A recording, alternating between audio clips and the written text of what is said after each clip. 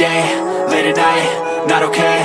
All I want, and I pray, all I need are some better days. Fuck me, I'm looking in the mirror, so foggy, but I've never seen clearer. I don't really think anyone can save me, and honestly I'm not really sure I want saving. I like to be my own worst enemy. There's no risk if you don't try at anything, so I'ma just get buying everything. See you in the next life, have to be a better me. I don't think that my head's on straight, gotta flip it and grip it and go and get an x-ray.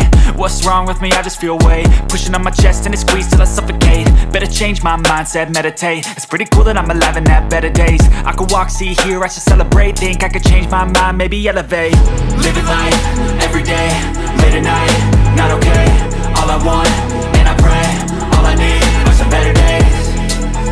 Yeah, all I need are some better days. Cause all I want, and I pray, I believe in the better days. I'm kinda stuck between a rock and a hard place. Do I work hard or live at my pace? You're only young once, yeah that's all great, but I also want a future where I'm okay. Living life is doing lots of cocaine. Wait no, it's living with no shame. Wait no, it's sleeping in on Sundays. I guess